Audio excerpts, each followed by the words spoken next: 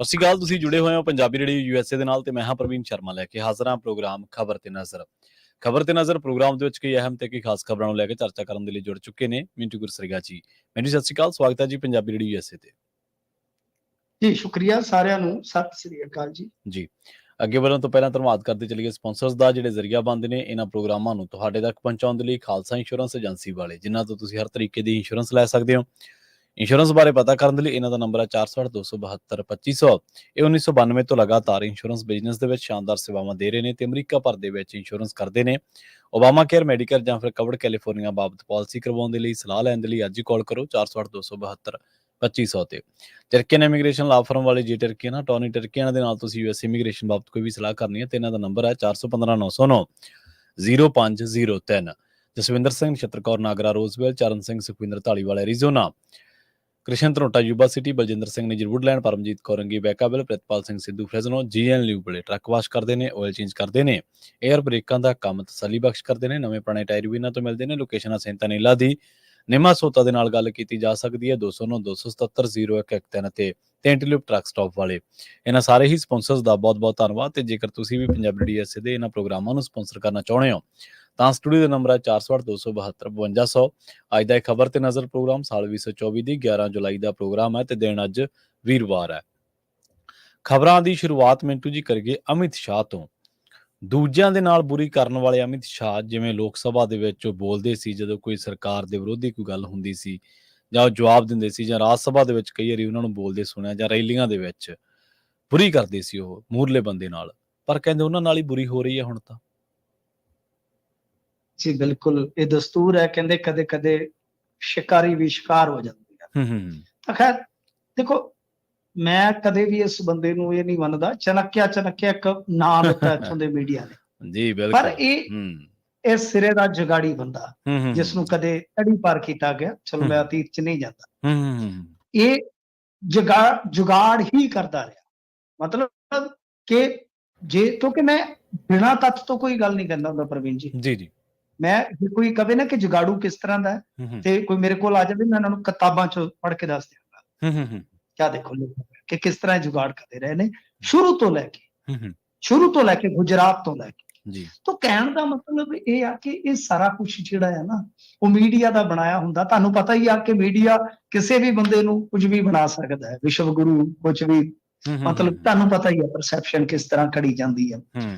ਤਾਂ ਹੁਣ ਤੁਸੀਂ ਵੇਖੋ ਨਾ ਕਿ ਰਸ਼ੀਆ ਦੇ ਵਿੱਚ ਜਿਹੜੀ ਮੋਦੀ ਸਾਹਿਬ ਦੀ ਸਪੀਚ ਸੀ, ਜਿਸ ਤਰ੍ਹਾਂ ਉਹਨਾਂ ਨੇ 10 ਸਾਲ ਦੇ ਛੱਡ ਕੇ ਕਾਲ ਨੂੰ ਜਿਸ ਤਰ੍ਹਾਂ ਦੇ ਭਾਰਤ ਦਾ ਵਰਣਨ ਕੀਤਾ, ਜੇ ਕੋਈ ਇਸ ਤਰ੍ਹਾਂ ਰਾਹੁਲ ਗਾਂਧੀ ਕਿਸੇ ਸਪੀਚ ਚ ਕਰਾਵੇ ਤੇ ਕਹਿ ਦਿੰਦੇ ਆ ਕਿ ਇਹ ਬਦਨਾਮੀ ਕਰਦਾ ਹੈ। ਪਰ ਉੱਥੇ ਮੀਡੀਆ ਦੂਜੀ ਚੀਜ਼ ਨੂੰ ਦੱਸਦਾ। ਤਾਂ ਗੱਲ ਇਹ ਆ ਕਿ ਹੁਣ ਦੇਖੋ ਹੋ ਕੀ ਰਿਹਾ, ਸਮਾਂ ਕਰਦਾ ਜਿਹੜਾ ਬੰਦਾ ਇਸ ਤਰ੍ਹਾਂ ਕਰਦਾ ਨਾ, ਉਹਦੇ ਨਾਲ ਫਿਰ ਉਸੇ ਤਰ੍ਹਾਂ ਸਮਾਂ ਕਰਦਾ। ਹੋਇਆ ਕੀ ਆ, ਦੇਖੋ ਤੁਹਾਨੂੰ ਪਤਾ ਕਿ ਵਿਧਾਨ ਸਭਾ ਹੁੰਦੀ ਹੈ, ਕਈ ਸਟੇਟਾਂ 'ਚ ਵਿਧਾਨ ਪ੍ਰੀਸ਼ਦ ਵੀ ਹੁੰਦੀ ਹੈ, ਤਾਂ ਉਹਦੇ ਵਾਸਤੇ ਚੁਣੇ ਜਾਂਦੇ ਨੇ MLC। ਹੁਣ ਮਹਾਰਾਸ਼ਟਰ ਦੇ ਵਿੱਚ MLC ਦੀਆਂ ਕੁਝ ਸੀਟਾਂ ਖਾਲੀ ਹੋਈਆਂ ਨੇ, ਠੀਕ ਹੈ ਜੀ। ਉਹਦੇ ਵਿੱਚ ਕੀ ਆ ਕਿ 11 ਤਾਂ ਬਣਦੇ ਨੇ ਟੋਟਲ ਓਵਰਆਲ, ਮਤਲਬ ਕਿ ਜੇ ਆਪਾਂ ਦੇਖ ਲਈਏ ਤਾਂ ਇੰਡੀਆ ਦੇ ਵੀ 2 ਆਰਾਮ ਨਾਲ ਬਣਦੇ ਸੀ, ਬਾਕੀ NDA ਦੇ ਬਣਦੇ ਸੀ। ਕੁੱਲ ਮਿਲਾ ਕੇ ਆਪਾਂ ਇਹ ਕਹਿ, ਹੁਣ ਹੁੰਦਾ ਕੀ ਆ ਕਿ ਉਧਵ ਠਾਕਰੇ ਨੇ ਨਾਲ 12ਵਾਂ ਬੰਦਾ ਠੱਲਤਾ। 12ਵਾਂ ਬੰਦਾ ਠੱਲਤਾ, ਜਿਵੇਂ ਹੁਣ ਕਾਂਗਰਸ ਦੇ ਕੋਲ 37 ਆ, ਭਾਜਪਾ ਕੋਲ 103 ਆ, ਸ਼ਿਵ ਸੈਨਾ ਸ਼ਿੰਦੇ ਧੜਾ ਜਿਹੜਾ ਉਹਨਾਂ ਦੇ ਕੋਲ 38 ਆ, NCP ਜਿਹੜਾ ਉਹ ਅਜੀਤ ਪਵਾਰ ਹੈ ਉਹਦੇ ਕੋਲ 42 ਆ, ਤੇ ਕਾਂਗਰਸ ਦੇ ਕੋਲ ਜਿਵੇਂ ਮੈਂ ਤੁਹਾਨੂੰ ਦੱਸਿਆ 37, ਤੇ ਸ਼ਿਵ ਸੈਨਾ ਦੇ ਕੋਲ 15 ਤੇ ਸ਼ਰਦ ਪਵਾਰ ਕੋਲ 10 ਆ। ਯਾਨੀ ਕੁੱਲ ਮਿਲਾ ਕੇ ਜੇ ਆਪਾਂ ਇਹਨਾਂ ਤਿੰਨਾਂ ਨੂੰ ਵੇਖੀਏ, 37 ਤੇ 15 ਹੋ ਗਿਆ 52, 52 ਤੇ 10 62। ਹੁਣ 62 ਇਹਨਾਂ ਨੂੰ ਕੁੱਲ ਮਿਲਾ ਕੇ ਜੇ ਕਹੀਏ ਆਪਾਂ 23 ਚਾਹੀਦੇ ਆ ਕਿਸੇ ਨੂੰ ਵੀ ਜਿੱਤਣ ਵਾਸਤੇ ਜੀ, ਤਾਂ 23 ਦਾ ਜੁਗਾੜ ਜਿਹਦੇ ਕੋਲ ਹੋ ਜਾਏਗਾ, ਮਤਲਬ ਕਿ ਉਹਨੇ ਬੰਦੇ ਬਣ ਜਾਣਗੇ। ਤਾਂ ਇਹਨਾਂ ਦੇ ਕੋਲ ਜੇ ਆਪਾਂ ਦੇਖੀਏ, ਕਾਂਗਰਸ 1 ਜਿਤਾ ਕੇ ਆਪਦਾ 23 ਤੇ 14 ਉਹਦੇ ਕੋਲ ਵੱਧਦੇ ਆ। ਤਾਂ ਕਿਸੇ ਨੂੰ ਵੀ ਉਹ ਸਪੋਰਟ ਦੇ ਕੇ, ਤੇ ਕੁਝ ਮਤਲਬ ਕਿ ਕੋਈ ਬੰਦਿਆਂ ਦੀ ਤੋੜ ਫੋੜ, ਕਿਉਂਕਿ ਦੇਖੋ ਏਕਨਾਥ ਸ਼ਿੰਦੇ ਦੇ ਬੰਦੇ ਵੀ ਟੁੱਟਣ ਨੂੰ ਫਿਰਦੇ ਆ। ਅਜੀਤ ਪਵਾਰ ਤੇ ਕੀ ਆ ਕਿ ਜਾ ਕੇ ਮੰਦਰਾਂ 'ਚ ਸੋਹਾਂ ਖਵਾਰਿਆ ਆਪਦੇ ਨਾਲ ਦੇ ਨੂੰ ਕਿ ਵੀਰ ਬਣ ਕੇ ਮੈਨੂੰ ਛੱਡ ਕੇ ਨਾ ਜਾਇਓ, ਮੰਗਲਵਾਰ ਆ, ਗਣਪਤੀ ਦਾ ਬਾਪਾ ਦਾ ਦਿਨ ਆ, ਕਿ ਵੀਰ ਬਣ ਕੇ ਮੈਨੂੰ ਛੱਡ ਕੇ ਨਾ ਜਾਇਓ ਸੌਂ। ਤਾਂ ਅੱਜ ਇਹ ਹਾਲਾਤ ਨੇ ਮਹਾਰਾਸ਼ਟਰ ਦੇ ਵਿੱਚ ਕਿ 2 ਦਿਨ ਪਹਿਲਾਂ ਅਮਿਤ ਸ਼ਾਹ ਦੇ ਟੋਲੇ ਨੂੰ ਉੱਥੇ ਟੋਲੇ ਤੋਂ ਹੋਟਲ ਨਹੀਂ ਸੀ ਮਿਲ ਰਿਹਾ। ਕਿਉਂ? ਕਿਉਂਕਿ ਤੁਹਾਨੂੰ ਪਤਾ ਕਿ ਅੰਬਾਨੀ ਦੇ ਮੁੰਡੇ ਦੀ ਉਹ ਚੱਲਦੀ ਪਈ ਆ ਸ਼ਾਦੀ, ਮੈਨੂੰ ਲੱਗਦਾ ਸਾਲ 2 ਸਾਲ ਸ਼ਾਦੀ ਤੁਰੀ ਜਾਣੀ ਆ। ਉਹ ਅਨੁਰਾਗ ਕਸ਼ਪ ਦੀ ਕੁੜੀ ਕਹਿੰਦੀ ਮੈਂ ਕਿਉਂ ਜਾਵਾਂ, ਉੱਥੇ ਇੱਕ ਤਰ੍ਹਾਂ ਦੀ ਸਰਕਸ ਚੱਲਣ ਡਈ ਹੈ। ਚਲੋ ਏਦਾਂ ਨਹੀਂ ਕਹੀਦਾ, ਕੁੜੀ ਗਲਤ ਬੋਲ ਗਈ ਥੋੜਾ, ਖੈਰ, ਪਰ ਉਹ ਜੋ ਤਮਾਸ਼ਾ ਹੀ ਕਹਿ ਲਓ, ਦੌਲਤਮੰਦ ਦਾ ਤਮਾਸ਼ਾ ਹੀ ਹੁੰਦਾ ਹੈ, ਜਿਵੇਂ ਤਾਜ ਬਾਰੇ ਸਾਹਿਰ ਲੁਧਿਆਣਵੀ ਨੇ ਕਿਹਾ ਸੀਗਾ। ਤਾਂ ਗੱਲ ਇਹ ਆ ਕਿ ਬਈ ਹੁਣ ਜਿਸ ਤਰ੍ਹਾਂ ਦਾ ਉਹ ਸ਼ਾਨੋ ਸ਼ੌਕਤ ਵਾਲਾ ਤਮਾਸ਼ਾ ਚੱਲ ਰਿਹਾ ਹੈ, ਉੱਥੇ ਹੋਟਲਾਂ ਦੀ ਸ਼ਾਰਟੇਜ ਹੈ। ਇਹਨਾਂ ਨੂੰ ਹੋਟਲ ਬੜੇ ਸ਼ਾਨਦਾਰ ਚਾਹੀਦੇ ਹੁੰਦੇ ਆ, ਤੇ ਹਿਸਾਬ ਨਾਲ ਹੋਟਲ ਦੀ ਪੋਲਿਟਿਕਸ ਕਰ ਰਹੇ ਨੇ। ਦੇਵੇਂਦਰ ਫੜਨਵੀਸ ਨੂੰ ਪਿੱਛੇ ਹਟਾ ਕੇ ਕਹਿੰਦੇ ਹਟ ਪਿੱਛੇ ਮਿੱਤਰਾ, ਤੇ ਸਾਰੀ ਵਾਗਡੋਰ ਕਹਿੰਦੇ ਏਕਨਾਥ ਸ਼ਿੰਦੇ ਕੋਲ ਹੈ। ਤਾਂ ਹਿਸਾਬ ਲਾ ਲਓ ਆਪਦਾ ਚੱਲਦੀ ਰੇਸ ਦੇ ਵਿੱਚੋਂ ਘੋੜਾ ਹੀ ਬਦਲ ਦਿੱਤਾ।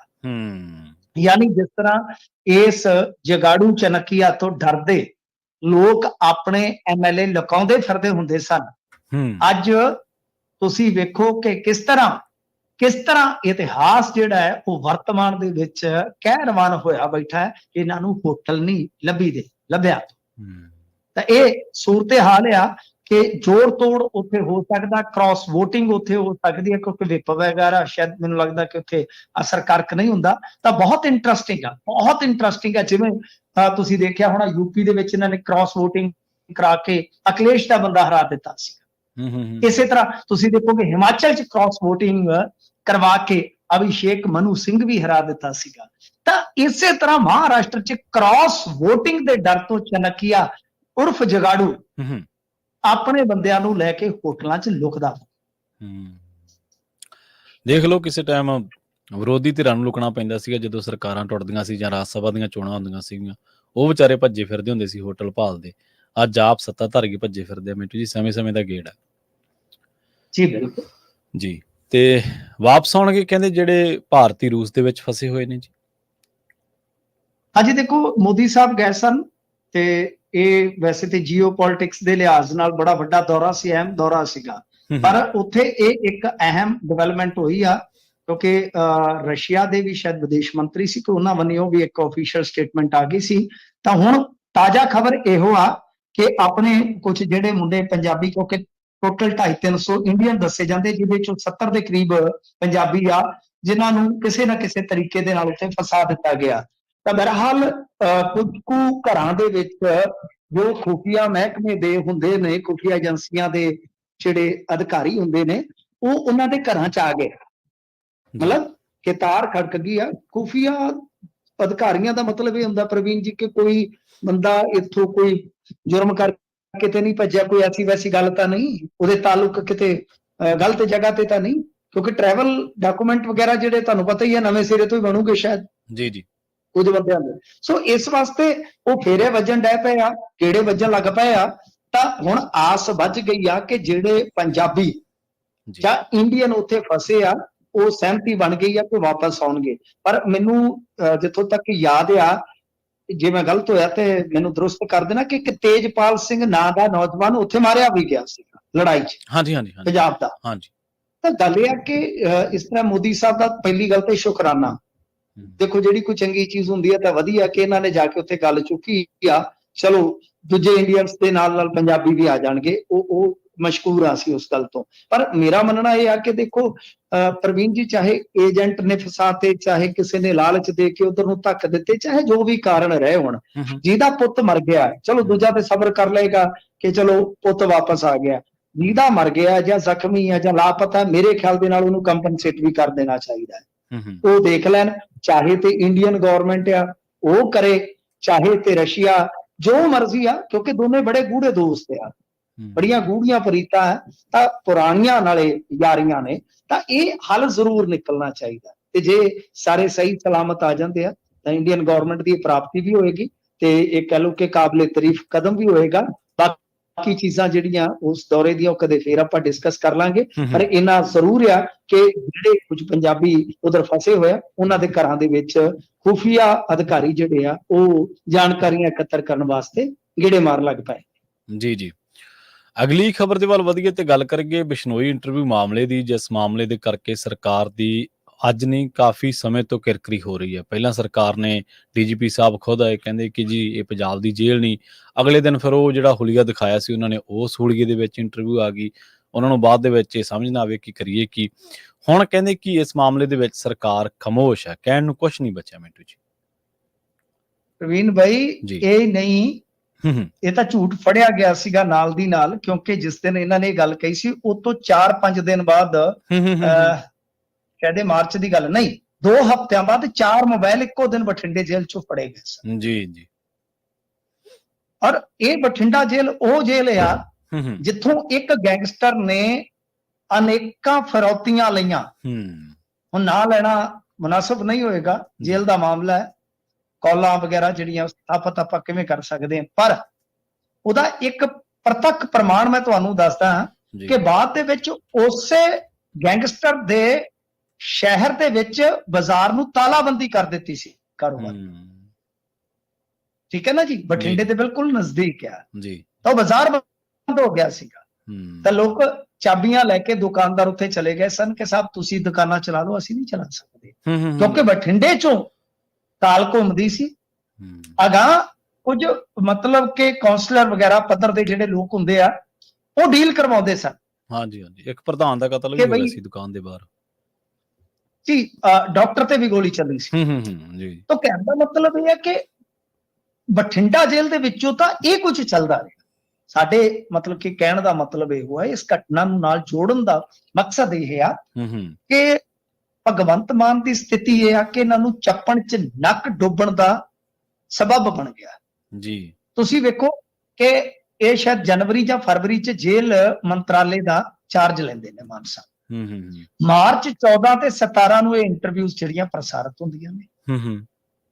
ਤੇ ਉਸ ਤੋਂ ਬਾਅਦ ਤੁਹਾਨੂੰ ਮੈਂ ਇੱਕ ਹੋਰ ਦੱਸ ਦੇਣਾ ਵਿਚਲੀ ਗੱਲ, ਕਿ ਜਿਹੜੇ ਪੱਤਰਕਾਰ ਨੇ ਇੰਟਰਵਿਊਜ਼ ਲਈਆਂ ਸੀ ਉਸ ਨੂੰ ਆਪਣੀ ਰਿਹਾਇਸ਼ ਛੱਡਣੀ ਪਈ ਸੀ।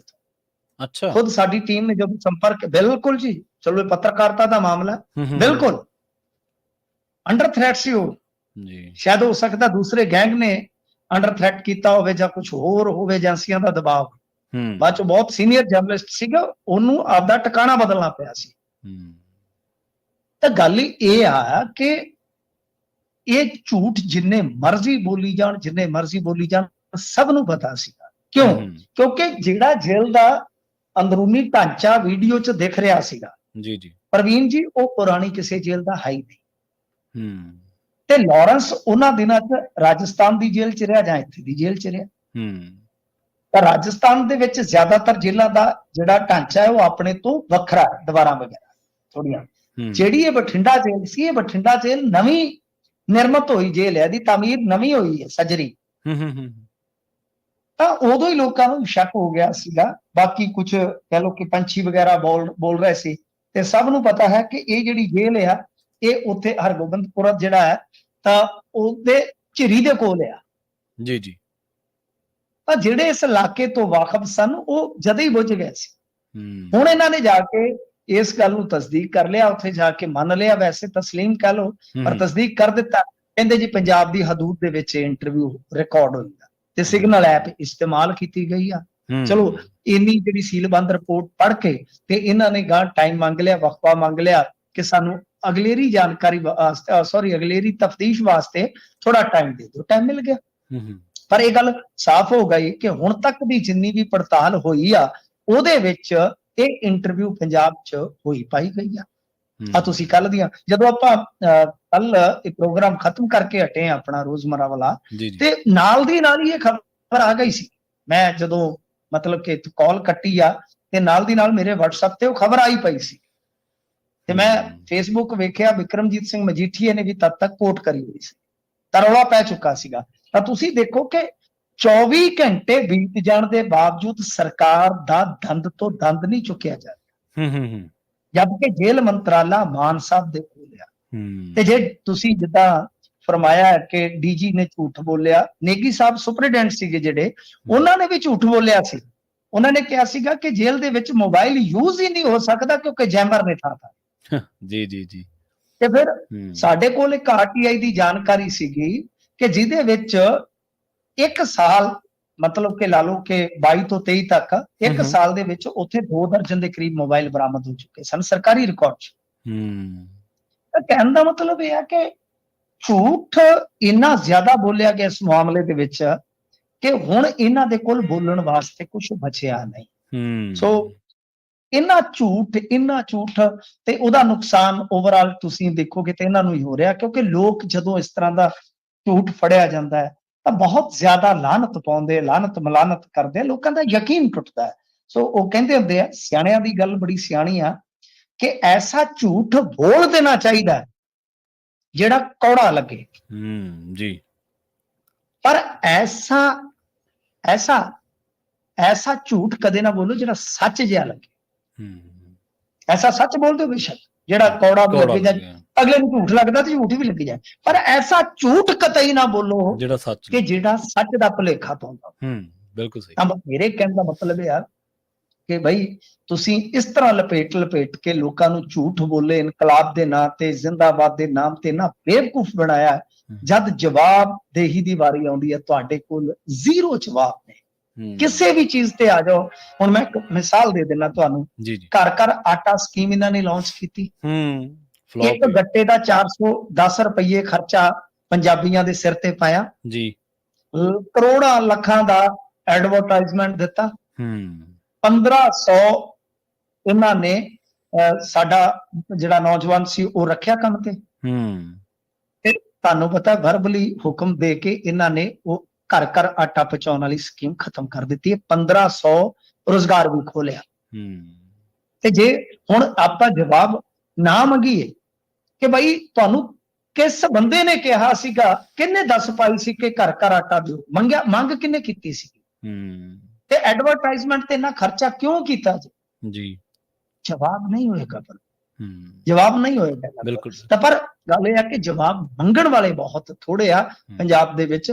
ਇਹ ਇੱਕ ਤਰ੍ਹਾਂ ਨਾਲ ਕਹਿ ਲਓ ਇਸ ਵੇਲੇ ਦੁਖਾਂਤਕ ਪਹਿਲੂ ਆ। ਇਹਨਾਂ ਦੇ ਸਮਰਥਕ ਜਿਹੜੇ ਆ ਉਹ ਇੰਨੇ ਢੀਠ ਹੋ ਚੁੱਕੇ ਆ ਕਿ ਉਹਨਾਂ ਨੂੰ ਜਦੋਂ ਤੁਸੀਂ ਤੱਥ ਵੀ ਦੱਸੋਗੇ, ਸੱਚ ਵੀ ਦੱਸੋਗੇ, ਉਹ ਤਦ ਵੀ ਤੁਹਾਨੂੰ ਗਾਲਾਂ ਕੱਢਣਗੇ, ਟਰੋਲ ਕਰਨਗੇ, ਬਹੁਤ ਕੁਝ ਕਰਦੇ। ਪਰ ਇਹਨਾਂ ਚੀਜ਼ਾਂ ਤੇ ਕਿ ਇਹ ਪੈਸਾ ਕਿਹਦਾ ਜਾ ਰਿਹਾ, ਨੁਕਸਾਨ ਕਿਹਦਾ ਹੋ ਰਿਹਾ, ਉਹਨਾਂ ਨੂੰ ਇਹਨਾਂ ਗੱਲਾਂ ਦਾ ਕੋਈ ਸਰੋਕਾਰ ਨਹੀਂ। ਹਾਂਜੀ, ਉਹ ਤਾਂ ਉਹਨਾਂ ਕੋਲ ਤਾਂ ਰਟਿਆ ਇੱਕ ਜਵਾਬ ਹੈ, 70 ਸਾਲ ਪਹਿਲਾਂ ਕਿਉਂ ਨਹੀਂ ਬੋਲੇ। ਹੁਣ 70 ਸਾਲ ਪਹਿਲਾਂ ਕਿਹੜਾ ਮੁੱਖ ਮੰਤਰੀ ਭਗਵੰਤ ਮਾਨ ਬਣੇ ਸੀ ਜਾਂ ਮਾਨ ਸਾਹਿਬ ਪਹਿਲਾਂ ਹੁੰਦੇ ਸੀਗੇ ਵੀ ਲੋਕ ਉਹਨਾਂ ਨੂੰ ਵੋਟਾਂ ਪਾਉਣ ਦੇ ਨਾਲ? 70 ਸਾਲ ਜੰਮੇ ਸੀ, 70 ਸਾਲ ਪਹਿਲਾਂ ਜੰਮੇ ਸੀ, ਉਹਨਾਂ ਚੋਂ ਬਹੁਤੇ ਜਿਹੜੇ ਆ ਉਹ 95 ਤੋਂ ਬਾਅਦ ਦੇ ਬੋਰਨ ਨੇ। ਮੈਂ ਇਹਨਾਂ ਦੇ ਵਿੱਚੋਂ ਜਿਹੜੇ ਵੱਡੇ ਟਰੋਲਰ ਨੇ, ਇਹਨਾਂ ਦੇ ਜਿਹੜੇ ਇਹਨਾਂ ਦੀ ਆਰਮੀ ਦੇ ਟਰੋਲਰ ਆ, ਮੈਨੂੰ ਸਾਰਾ ਪਤਾ ਕਿ ਕਿੱਥੇ ਕਿੱਥੇ ਕਿਹੜਾ ਰਹਿੰਦਾ ਹੈ, ਉਹਦਾ ਸਹੀ ਨਾਮ ਕਿਹੜਾ ਆ, ਉੱਤੋਂ ਏਜੰਡਾ ਕਿਹੜਾ ਭੇਜਦਾ। ਮੈਂ ਬਹੁਤ ਭੇਤੀ ਆ ਇਹਨਾਂ ਦਾ ਜੀ।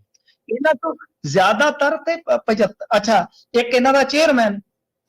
ਤੇ ਮੈਂ ਇੱਕ ਦਿਨ ਜਿੱਦਣ ਕੋਈ ਗੱਲ ਕਹੀ ਹੈ ਇੱਥੇ, ਸਾਰਾ ਕੁਝ ਤਥਾਤਮਕ ਤੌਰ ਤੇ ਤੁਹਾਨੂੰ ਪਤਾ ਮੈਂ ਕੋਈ ਬੇਤੱਥ ਗੱਲ ਕਰਦਾ ਨਹੀਂ ਹੁੰਦਾ, ਤਾਂ ਦਿਖਾਇਆ ਤਾਂ ਉਹਨੇ ਮੈਨੂੰ ਇੰਨੀ ਗੰਦੀ ਗਾਲ ਕੱਢੀ ਹੈ ਕਿ ਗੱਲ ਹੀ ਛੱਡ ਦੋ। ਕਮੈਂਟ ਚੋਂ ਮੈਨੂੰ ਕਿਸੇ ਨੇ ਭੇਜਿਆ ਸਕਰੀਨਸ਼ਾਟ, ਮੈਂ ਤਾਂ ਕਮੈਂਟ ਦੇਖਦਾ ਨਹੀਂ। ਚੇਅਰਮੈਨ ਹੈ ਉਹ, ਚੇਅਰਮੈਨ। ਤਾਂ ਗੱਲ ਇਹ ਆ ਕਿ ਹੁਣ ਦੇਖੋ ਵੀ ਇਹ ਚੀਜ਼ਾਂ ਹੁੰਦੀਆਂ ਨੇ। ਚਲੋ ਆਪਾਂ ਕਹਿ ਦਿੰਦੇ ਦਫਾ ਕਰੋ ਯਾਰ, ਮੁੜ ਕੇ ਕਮੈਂਟ ਡਿਲੀਟ ਕਰ ਗਿਆ ਤੇ ਮੈਂ ਵੀ ਆਖਿਆ ਦਫਾ ਕਰੋ ਯਾਰ, ਕੀ ਲੈਣਾ ਦੇਣਾ ਇਹੋ ਜਿਹੇ ਬੰਦੇ ਤੋਂ ਜਿਹਦੇ ਖੋਪੜ ਚ ਹੀ ਗੰਦ ਭਰਿਆ। ਪਰ ਇਹ 95 ਤੋਂ ਬਾਅਦ ਵਾਲੇ ਬੌਰ ਨੇ, ਇਹਨਾਂ ਨੇ ਸਿਰਫ ਅਕਾਲੀ ਦਲ ਤੇ ਕਾਂਗਰਸ ਸਰਕਾਰ ਹੀ ਦੇਖੀ ਆ, ਸੁਰਤ ਸੰਭਲਿਆ। ਰੌਲਾ ਇਹ ਆ ਕਿ 70 ਸਾਲ ਪਹਿਲਾਂ ਹਜ਼ੂਰ ਇਸ ਤਰ੍ਹਾਂ ਗੰਦ ਨਹੀਂ ਸੀ ਪੈਂਦੇ। ਕਰਪਸ਼ਨ ਸੀ, ਕਰਪਸ਼ਨ ਸੀ, ਸਭ ਕੁਝ ਸੀ। ਪਰ ਜਿਸ ਤਰ੍ਹਾਂ ਤੁਸੀਂ ਇਮੋਸ਼ਨਲੀ ਆ ਦੇਖ ਰਹੇ ਹੋ, ਬਲੈਕਮੇਲ ਹੋ ਰਹੇ ਹੋ, ਜਾਂ ਜਿੱਦਾਂ ਤੁਸੀਂ ਆ ਝਟਕੇ ਖਾ ਰਹੇ ਹੋ, ਇਸ ਤਰ੍ਹਾਂ ਨਹੀਂ ਸੀ ਹੁੰਦਾ। 70 ਸਾਲ ਪਹਿਲਾਂ ਐਡੀ ਗੰਦੀ ਪੋਲਿਟਿਕਸ ਨਹੀਂ ਸੀ। ਇਤਿਹਾਸ ਪੜ੍ਹ ਕੇ ਦੇਖ ਲਓ 70 ਸਾਲ ਪਹਿਲਾਂ ਕੌਣ ਹੋਏਗਾ। 70 ਸਾਲ ਪਹਿਲਾਂ ਰਾਜ ਕਿਹਦਾ ਸੀਗਾ, ਕੈਰੋਂ ਦਾ ਰਾਜ ਕਿਸ ਤਰ੍ਹਾਂ ਦਾ ਸੀਗਾ। ਸੋ ਉਹ ਦੇਖ ਲਓ, ਜਿਹੜੀਆਂ ਤੁਹਾਡੇ ਅੱਜ ਕਿਸਾਨਾਂ ਨੂੰ ਮੰਡੀਆਂ ਮਿਲੀਆਂ ਨੇ, ਉਹ ਕਿਹਦੇ ਦੌਰ ਚ ਆਈਆਂ ਨੇ? ਲਿੰਕ ਸੜਕਾਂ, ਮੰਡੀਆਂ, ਮੋਟਰਾਂ, ਸਾਰਾ ਕੁਝ। ਲਿੰਕ ਸੜਕਾਂ ਕਿੱਥੋਂ ਆਈਆਂ ਨੇ? ਯੂਨੀਵਰਸਿਟੀਆਂ ਕਿੱਥੇ ਬਣੀਆਂ ਨੇ? ਡੈਮ ਕਦੋਂ ਬਣੇ ਨੇ? ਤੇ ਤੁਸੀਂ ਆ 2.5 ਸਾਲਾਂ ਚ ਦੱਸ ਦਿਓ ਕਿ ਕਿਹੜਾ ਵੱਡਾ ਪ੍ਰੋਜੈਕਟ ਆਇਆ। ਨਾਲੇ ਮਿੰਟ ਜੀ ਆ ਜਿਹੜਾ ਸਿਆਸਤ ਗੰਧਲੇ ਪਾਉਣ ਵਾਲਾ ਕੰਮ ਆ ਨਾ, ਇਹ ਵੀ ਪਿਛਲੇ 2 ਕੁ ਦਹਾਕਿਆਂ 'ਚ ਜ਼ਿਆਦਾ ਹੋਇਆ। ਪਰਚੇ ਪਾਉਣੇ ਵਿਰੋਧੀਆਂ ਤੇ ਜਾਂ ਕੋਈ ਹੋਰ ਇਸ ਤਰ੍ਹਾਂ ਦੀ ਬਲੈਕਮੇਲਿੰਗ, ਇਹ ਵੀ ਹੁਣੇ ਜੀ ਆਪਾਂ ਵਰਤਾਰੇ 2000 ਤੋਂ ਬਾਅਦ ਹੀ ਦੇਖੇ ਆ। ਇਹ ਵੀ ਪਹਿਲਾਂ ਤਾਂ ਚਲੋ ਠੀਕ ਆ, ਪੋਲੀਟਿਕਸ ਵਾਲੇ ਬੰਦੇ ਪੈਸਾ ਬਣਾਉਂਦੇ ਸੀ, ਖੁੱਲਾ ਬਣਾਉਂਦੇ ਸੀ, ਕਰਪਸ਼ਨ ਵੀ ਕਰਦੇ ਸੀ, ਪਰ ਇੰਨਾ ਅਨੈਤਿਕ ਕੰਮ ਨਹੀਂ ਸੀ ਪਹਿਲਾਂ ਹੁੰਦਾ ਮੇਰੇ ਹਿਸਾਬ ਨਾਲ, ਤਾਂ ਜਿੰਨਾ ਕੁ ਆਪਾਂ ਸਮਝੇ। ਦੇਖੋ ਇੰਡੀਆ ਦੇ ਵਿੱਚ ਕੀ ਆ ਕਿ ਨੌਜਵਾਨ, ਮੈਂ ਹਮੇਸ਼ਾ ਆਸ਼ਾਵਾਦੀ ਇਨਸਾਨ ਆ ਪ੍ਰਵੀਨ ਜੀ। ਜੀ ਜੀ। ਇੰਡੀਆ 'ਚ ਹੁਣ ਦਾ ਨੌਜਵਾਨ, ਜਿਹੜੀ ਹੁਣ ਦੀ ਪੀੜ੍ਹੀ, ਉਹ ਕਰਪਸ਼ਨ ਨੂੰ ਨਫ਼ਰਤ ਕਰਦੀ ਹੈ। ਉਹ ਬਿਜ਼ਨਸ 'ਚ ਬਿਲੀਵ ਕਰਦੀ ਆ। ਉਹ ਮਤਲਬ ਕਿ ਆਪਣੇ 10-9 ਦੀ ਕਮਾਈ 'ਚ, ਤੁਸੀਂ ਦੇਖ ਲਓ, ਤੁਸੀਂ ਵੀ ਨੌਜਵਾਨ ਹੀ ਹੋ ਜੀ ਜੀ, ਤੁਸੀਂ ਕਿੰਨਾ ਕੁ ਕਰਪਸ਼ਨ ਕੀਤਾ ਜਰਨਲਿਜ਼ਮ 'ਚ? ਨਹੀਂ, ਬਿਲਕੁਲ ਨਹੀਂ, ਬਿਲਕੁਲ। ਤਾਂ ਗੱਲ ਇਹ ਆ ਕਿ ਹੁਣ ਵਾਲੀ ਪੀੜ੍ਹੀ ਜਿਹੜੀ ਆ ਉਹ ਨਫ਼ਰਤ ਕਰਦੀ ਹੈ, ਤਦੇ ਹੀ ਉਹ ਅਮਰਤਪਾਲ ਸਿੰਘ ਨੂੰ ਜੇਲ੍ਹ 'ਚ ਚਿਤਾਉਂਦੀ ਹੈ। ਬਿਲਕੁਲ। ਤਦੇ ਹੀ ਉਹ ਸਰਬਜੀਤ ਸਿੰਘ ਖਾਲਸਾ ਵਰਗੇ ਅਣਜਾਣ ਚਿਹਰੇ ਦੇ ਪਿੱਛੇ ਤੁੱਲ ਜਾਂਦੀ ਹੈ। ਤਾਂ ਇਸੇ ਤਰ੍ਹਾਂ ਹੀ ਆ, ਮਤਲਬ ਕਿ ਸਭ ਕੇ ਇਹਨਾਂ ਨੂੰ ਸਿਖਾਇਆ ਜਾਏਗਾ। ਤਾਂ ਇੰਡੀਆ ਤੇ ਇਹ ਓਵਰਆਲ ਇੰਡੀਆ ਦੀ ਮੈਂ ਤੁਹਾਨੂੰ ਨਬਜ਼ ਟਟੋਲ ਕੇ ਦੱਸ ਰਿਹਾ ਜੀ ਜੀ।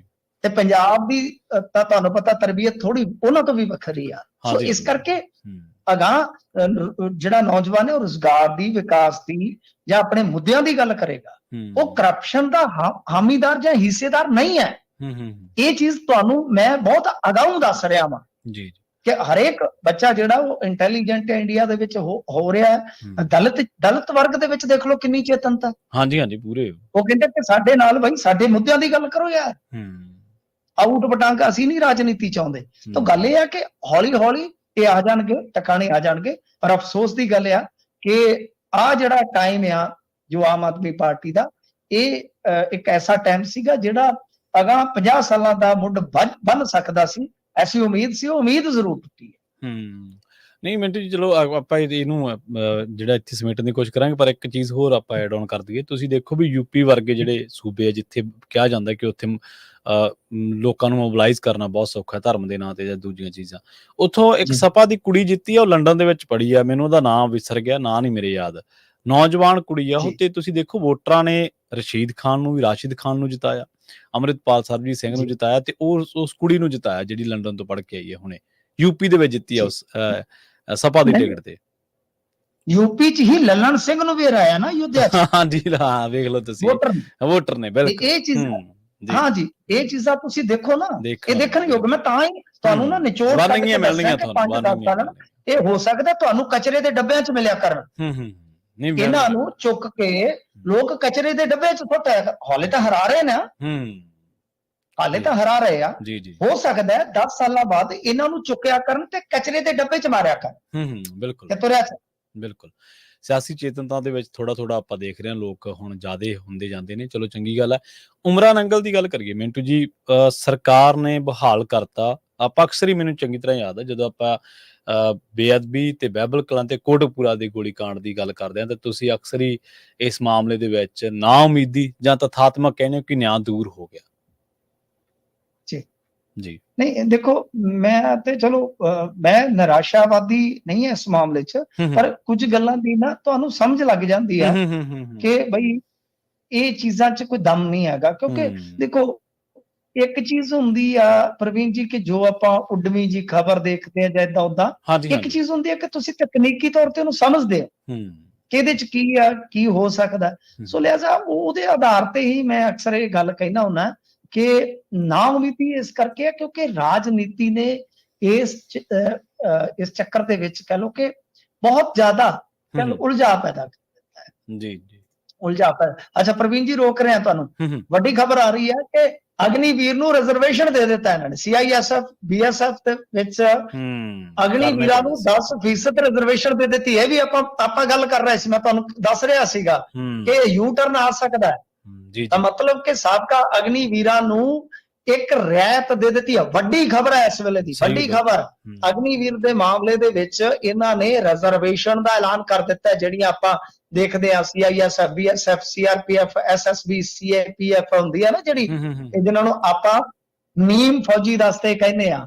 ਸੋ ਉਹਨਾਂ ਨੂੰ ਹੁਣ ਉਮਰ ਹੱਦ ਤੇ ਫਿਜ਼ੀਕਲ ਟੈਸਟ ਵਗੈਰਾ 'ਚ ਛੋਟ ਦਿੱਤੀ ਜਾਏਗੀ। ਵੱਡੀ ਖਬਰ ਆ ਕਿ ਮੈਂ ਤੁਹਾਨੂੰ ਕਿਹਾ ਸੀ ਜਿਸ ਦਿਨ ਯੂ ਟਰਨ ਹੋਏਗਾ, ਜਿਸ ਦਿਨ ਵੱਡਾ ਫੈਸਲਾ ਆਏਗਾ, ਤਾਂ ਉਹਦਾ ਸਿੱਧਾ ਫਾਇਦਾ ਮਿਲੇਗਾ ਰਾਹੁਲ ਦਾ। ਹਾਂਜੀ, ਲੋਕ ਸਭਾ ਦੇ ਵਿੱਚ ਤੁਸੀਂ ਦੇਖੋ, ਰਾਜ ਸਭਾ ਦੇ ਵਿੱਚ ਕਿੰਨੀ ਕਿਰਕਰੀ ਹੋਈ ਹੈ ਜੀ ਬਿਲਕੁਲ ਬਿਲकुल ਸੋ ਇਹ ਵੱਡਾ ਅਪਡੇਟ ਹੈ ਇਸ ਵੇਲੇ ਦਾ। ਖੈਰ ਆਪਾਂ ਜਿਹੜੀ ਖਬਰ ਕਰ ਰਹੇ ਸੀ ਉਹਦੇ ਵੱਲ ਪਰਤੀਏ ਤਾਂ ਗੱਲ ਇਹ ਆ ਕਿ ਹੁਣ ਵੇਖੋ ਪ੍ਰਵੀਨ ਜੀ, ਇਹਦੇ ਵਿੱਚ ਰਾਜਨੀਤੀ ਨੇ ਕਿੰਨਾ ਇਹ ਭੰਬਲ ਭੂਸਾ ਪੈਦਾ ਕੀਤਾ। ਜੋ ਇਹਨਾਂ ਨੇ ਫੈਸਲਾ ਕਰਨਾ ਸੀਗਾ, ਇਹਨਾਂ ਕੋਈ ਨਿਯਮ ਹੁੰਦਾ IPS ਵਾਸਤੇ ਕਿ ਜੇਕਰ ਬਈ ਕਿਸੇ ਨੂੰ ਤੁਸੀਂ ਸਸਪੈਂਡ ਕੀਤਾ ਹੈ ਤਾਂ ਇੱਕ ਕਮੇਟੀ ਹੁੰਦੀ ਹੈ, ਸਮੀਖਿਆ ਕਮੇਟੀ। ਉਸ ਤੋਂ ਬਾਅਦ ਜੇ ਉਹ ਸਮੀਖਿਆ ਕਰਦੀ ਆ ਤਾਂ ਉਸ ਤੋਂ ਬਾਅਦ ਫੈਸਲਾ ਲੈਣਾ ਕਿ ਜਾਂ ਤਾਂ ਉਹਨੂੰ ਟਰਮੀਨੇਟ ਕਰ ਦੋ ਤੇ ਜਾਂ ਉਹਦਾ ਕੇਸ ਜਿਹੜਾ ਫਿਰ ਬਹਾਲ ਵਾਲੇ ਪਾਸੇ ਲੈ ਕੇ ਜਾਓ।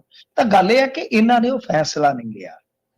ਇਹਦੇ ਚ ਮਾਨ ਸਰਕਾਰ ਦੀ ਘੱਟ ਗਲਤੀ ਸੀ ਕੈਪਟਨ ਸਰਕਾਰ ਦੀ, ਪਰ ਮਾਨ ਸਰਕਾਰ ਇਉਂ ਫਸ ਗਈ ਕਿ ਇਹਨਾਂ ਦੀ ਸਰਕਾਰ 'ਚ ਫੈਸਲਾ ਆ ਗਿਆ ਸੀ। ਕਿਉਂਕਿ ਜਦੋਂ ਇਹ ਕੁਝ ਕੀਤਾ ਨਾ ਕੈਪਟਨ ਨੇ ਕਾਇਦੇ ਦੇ ਮੁਤਾਬਕ, ਤਾਂ ਉਮਰਾ ਨੰਗਲ ਹਾਈ ਕੋਰਟ ਦਾ ਰੁਖ ਕਰਦੇ ਆ ਤੇ ਉਸ ਤੋਂ ਬਾਅਦ ਉਹਨਾਂ ਨੂੰ ਰਾਹਤ ਮਿਲਦੀ ਆ। ਰਾਹਤ ਮਿਲਣ ਤੋਂ ਬਾਅਦ ਉਮਰਾ ਨੰਗਲ ਨੂੰ ਜਦੋਂ ਬਹਾਲ ਨਹੀਂ ਕੀਤਾ ਜਾਂਦਾ, ਉਹ ਕੰਟੈਂਪਟ ਪਾ ਦਿੰਦੇ ਆ ਤੇ ਉੱਥੇ ਸਰਕਾਰ ਫਸ ਜਾਂਦੀ ਹੈ। ਜਦੋਂ ਹਾਈ ਕੋਰਟ ਨੇ ਕੰਟੈਂਪਟ ਦੇ ਵਿੱਚ ਹੁਕਮ ਦਿੱਤਾ ਤਾਂ ਅੱਜ ਇਹਨਾਂ ਨੇ, ਹੁਣੇ ਖਬਰ ਆ ਰਹੀ ਹੈ, ਖਬਰਾਂ ਦੋਨੇ ਹੁਣੇ ਵਾਲੀਆਂ ਹੀ ਆ।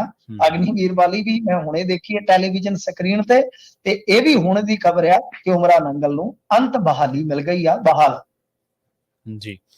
ਤੇ ਮਿੰਟੂ ਜੀ, ਅਗਲੀ ਖਬਰ ਦੇ ਵੱਲ ਵਧੀਆ ਗੱਲ ਕਰੀਏ। ਕਹਿੰਦੇ ਹਿੰਦੂ ਆਗੂ ਤੀਜੇ ਮੁਲਜ਼ਮ ਨੂੰ ਨਾ ਫੜਨ ਤੋਂ ਖਫਾ ਨੇ ਜੀ।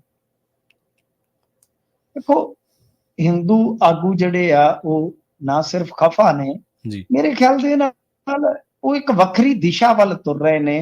ਚਲੋ ਸਾਡੇ ਭਰਾ ਨੇ, ਅਸੀਂ ਤੇ ਬੇਨਤੀ ਕਰ ਸਕਦੇ ਹਾਂ ਪੰਜਾਬੀਆਂ ਦੇ ਨਾਂ ਤੇ ਕਿ ਭਾਈ ਜੋ ਹੋਇਆ, ਪਹਿਲੀ ਗੱਲ ਪ੍ਰਵੀਨ ਜੀ ਇਹ ਆ ਕਿ ਪੁਲਿਸ ਨੇ 2 ਬੰਦੇ ਜੋ ਇਸ ਅਟੈਕ ਦੇ ਜ਼ਿੰਮੇਵਾਰ ਸੀ ਉਹਨਾਂ ਨੂੰ ਕੁਝ ਸਮੇਂ ਬਾਅਦ ਫੜ ਲਿਆ ਤੁਹਾਡੇ ਸਾਹਮਣੇ। ਜੀ।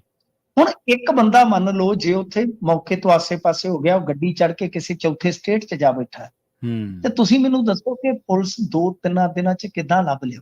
ਜੀ। ਪੁਲਿਸ ਆਪਦਾ ਨੈਟਵਰਕ ਜਿਹੜਾ ਫੈਲਾਉਂਦੀ ਆ, ਸੂਚਨਾ ਸ਼ੇਅਰ ਕਰਦੀ ਆ ਇੱਕ ਦੂਜੇ ਨਾਲ, ਫਿਰ ਕਿਤੇ ਜਾ ਕੇ ਇਨਪੁਟ ਕੋਈ ਮਿਲਦੀ ਆ, ਫਿਰ ਕਈ ਵਾਰ ਨਹੀਂ ਵੀ ਮਿਲਦੀ, ਸਾਲ ਲੰਘ ਜਾਂਦੇ ਆ। ਤਾਂ ਇਹ ਹੁਣ ਦਬਾਅ ਬਣਾ ਰਹੇ ਕਿ ਤੀਜਾ ਬੰਦਾ ਫੜੋ। ਪਰ ਇਹ ਤੋਂ ਇਲਾਵਾ ਹੁਣ ਦੀ ਵੱਡੀ ਇੱਕ ਖਬਰ ਹੋਰ ਆ ਰਹੀ ਆ ਕਿ ਜਿਹੜੇ ਟੰਡਨ ਨੇ, ਰਾਜੀਵ ਟੰਡਨ ਜੀ, ਉਹ ਬੋਲੇ ਆ ਕਿ ਗੋਰਾ ਥਾਪਰ ਹਮਲੇ ਦੀ ਜਾਂਚ NIA ਤੋਂ ਕਰਵਾਓ। ਅੱਛਾ, ਹੁਣ NIA ਤੁਹਾਨੂੰ ਪਤਾ ਹੈ ਨਾ ਕਿ ਜੋ ਟੈਰਰਿਜ਼ਮ ਦੇ ਨਾਲ ਜੁੜੇ ਹੁੰਦੇ ਆ, ਟੈਰਰਿਜ਼ਮ ਦੇ ਨਾਲ ਜੁੜੇ ਕੇਸਾਂ ਨੂੰ ਹੀ ਹੈਂਡਲ ਕਰਦੀ ਹੈ। ਤਾਂ ਜਾਂ ਤਾਂ ਕੋਈ ਤੁਸੀਂ ਸਾਬਤ ਕਰਵਾ ਲਓ ਕਿ ਕੋਈ ਟੈਰਰ ਫੰਡਿੰਗ ਹੋਈ ਆ ਬਈ, ਕੋਈ ਬਾਹਰੋਂ ਉਹਨਾਂ ਨੂੰ ਪੈਸੇ ਮਿਲੇ ਆ, ਪੁਲਿਸ ਜਾਂਚ ਕਰ ਰਹੀ ਆ ਨਾ, ਜੇ ਕੋਈ ਲਿੰਕ ਮਿਲੇਗਾ ਤਦ ਹੋ ਸਕਦਾ ਕੇਸ ਆਪਣੇ ਆਪ NIA ਕੋਲ ਚਲਾ ਜਾਵੇ। ਪਰ ਕਦੇ NSA ਦੀ ਮੰਗ ਕਰ ਲੈਣਾ, ਕਦੇ NIA ਦੀ ਮੰਗ ਕਰਨਾ, ਮੈਨੂੰ ਲੱਗਦਾ ਕਿ ਥੋੜਾ ਤੁਸੀਂ ਕਾਨੂੰਨੀ ਭਰੋਸੇ ਦੇ ਪੱਖ ਤੋਂ ਬਿਨਾਂ ਕਿਸੇ ਆਧਾਰ ਤੋਂ ਤੁਹਾਡਾ ਉਹੀ ਤੁਸੀਂ ਤਾਂ ਕਹਿੰਦੇ ਅਸੀਂ ਸੰਵਿਧਾਨ ਨੂੰ ਮੰਨਦੇ ਆ ਜੀ, ਫਲਾਂ ਤਾਂ ਸੰਵਿਧਾਨ ਦੇ ਵਿੱਚ, ਕਾਨੂੰਨ 'ਚ, ਕਾਇਦੇ 'ਚ ਕਿਤੇ ਥੋੜਾ ਯਕੀਨ ਤੇ ਰੱਖੋ। ਇਹੀ ਪੰਜਾਬ ਪੁਲਿਸ ਹੈ ਜਿਨ੍ਹਾਂ ਨੇ ਕੱਲ ਤੁਹਾਨੂੰ 10 ਜਣਿਆਂ ਨੂੰ ਗਨਮੈਨ ਦਿੱਤੇ ਨੇ। ਤਾਂ ਇਹਦਾ ਮਤਲਬ ਕਿ ਤੁਸੀਂ ਕੱਲ ਨੂੰ ਗਨਮੈਨਾਂ ਤੇ ਵੀ ਸ਼ੱਕ ਕਰੋਗੇ ਜੀ। ਤਾਂ ਇਹ ਜਿਹੜਾ ਹੁਣ ਇਹ ਤੋਂ ਵੀ ਅਗਲਾ ਜਿਹੜਾ ਫੈਸਲਾ ਕਿ ਇੱਕ ਤੇ ਕਹਿੰਦੇ ਆ ਕਿ ਤਰਸ਼ੂਲ ਨੂੰ ਸਰਕਾਰ ਮਾਨਤਾ ਦੇਵੇ।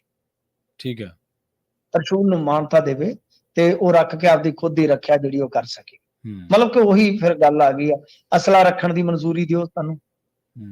ਤਾਂ ਇਹ ਕਹਾਣੀ ਜਿਹੜੀ ਹੈ ਨਾ, ਉਹ ਮਤਲਬ ਕਿ ਹੁਣ ਇੱਕ ਵੱਖਰੀ ਦਿਸ਼ਾ ਅਖਤਿਆਰ ਕਰਦੀ ਨਜ਼ਰ ਆਉਂਦੀ, ਕਿਉਂਕਿ ਪੂਰੇ ਪੰਜਾਬ 'ਚ ਕਹਿੰਦੇ ਆ ਕਿ ਜਾਗਰੂਕਤਾ ਯਾਤਰਾ ਕੱਢੀ ਜਾਏ।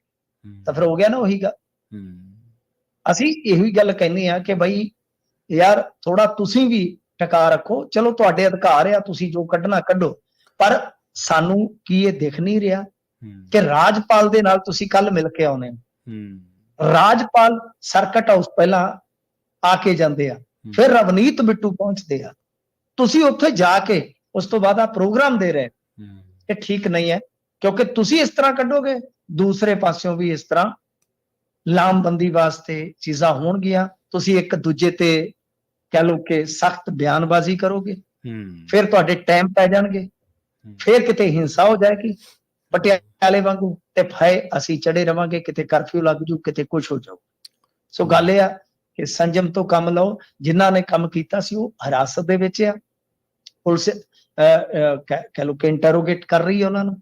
ਜੇ ਨਹੀਂ ਤੁਹਾਡਾ ਤਾਂ ਤੁਸੀਂ ਬਈ ਕੋਰਟ ਚਲੇ ਜਾਓ, ਕੋਰਟ ਦੇ ਵਿੱਚ ਐਪਲੀਕੇਸ਼ਨ ਲਾ ਲਓ, ਸੀਬੀਆਈ ਜਾਂ ਐਨਆਈਏ ਦੀ ਜਾਂਚ ਮੰਗ ਲਓ, ਕੋਰਟ ਤੋਂ ਆਰਡਰ ਕਰਵਾ ਲਓ। ਕਿਉਂ ਇਸ ਤਰ੍ਹਾਂ ਦੀ ਸਖਤ ਮਿਜ਼ਾਜੀ ਜਿਹੜੀ ਹੈ ਦਿਖਾਈ ਜਾ ਰਹੀ ਹੈ? ਸੋ ਅਪੀਲ ਹੀ ਕਰ ਸਕਦੇ ਹਾਂ ਪ੍ਰਵੀਨ ਜੀ, ਬਾਕੀ ਕਰਨੀਆਂ ਤੇ ਸਭ ਨੇ ਆਪੋ ਆਪਣੀਆਂ ਮਨਮਰਜ਼ੀਆਂ ਨੇ। ਬਿਲਕੁਲ ਜੀ, ਬਿਲਕੁਲ।